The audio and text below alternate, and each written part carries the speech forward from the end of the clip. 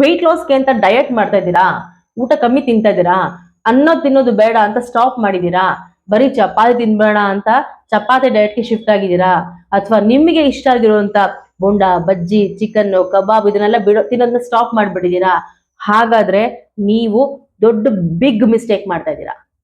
S, ನಾನ್ ಶಿಲ್ಪಾ ಮಂಜುನಾಥ್, ನಿಮ್ಮ weight loss coach. Actually weight loss ಅಂತ ಬಂದ ತಕ್ಷಣ ನಾನೀಗ ಹೇಳ್ದೆ ಅಲ್ಲ, ಇದನ್ನೆಲ್ಲ ಮಾಡೋದಲ್ಲ. ಇದನ್ನ ನೀವು ಎಷ್ಟು ದಿವಸ ಮಾಡ್ಬೋದು? 1 ದಿವಸ, 2 ದಿವಸ, 1 ತಿಂಗಳು, 2 ತಿಂಗಳು, ಇದನ್ನ ಕಂಟಿನ್ಯೂಸ್ ಆಗಿ ಮಾಡಕ್ ಹೋದಾಗ ಏನಾಗುತ್ತೆ, ನಿಮ್ಗೆ ಸ್ಟ್ರೆಸ್ ಆಗ್ತಾ ಹೋಗುತ್ತೆ. ನಾವು ವೆಯ್ಟ್ ಲಾಸ್ ಮಾಡ್ಕೋಬೇಕು ಅಂದಾಗ healthy and sustainable weight loss ಆಗ್ಬೇಕು. ಡಯಟ್ ಅಂದ್ರೆ ಏನು?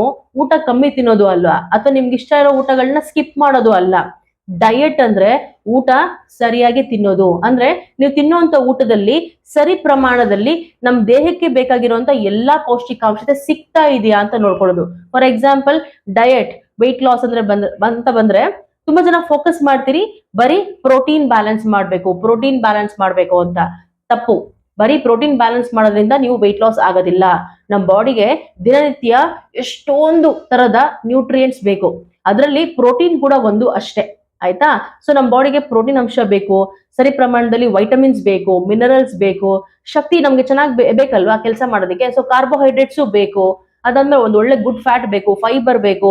ಸೊ ಇದೆಲ್ಲಾನು ನ್ಯೂಟ್ರಿಯೆಂಟ್ಸ್ ನಾವು ತಿನ್ನುವಂತ ಊಟದಲ್ಲಿ ಬ್ಯಾಲೆನ್ಸ್ ಆಗಿ ಸಿಗ್ಬೇಕು. ಸೊ ಊಟ ಕಮ್ಮಿ ತಿನ್ನೋದು ಡಯಟ್ ಅಲ್ಲ, ಊಟನ ಸರಿ ಪ್ರಮಾಣದಲ್ಲಿ ಎಲ್ಲಾ ನ್ಯೂಟ್ರಿಯೆಂಟ್ಸ್ ಸಿಕ್ಕೋ ಹಾಗೆ ತಿನ್ನೋದು ಡಯಟ್.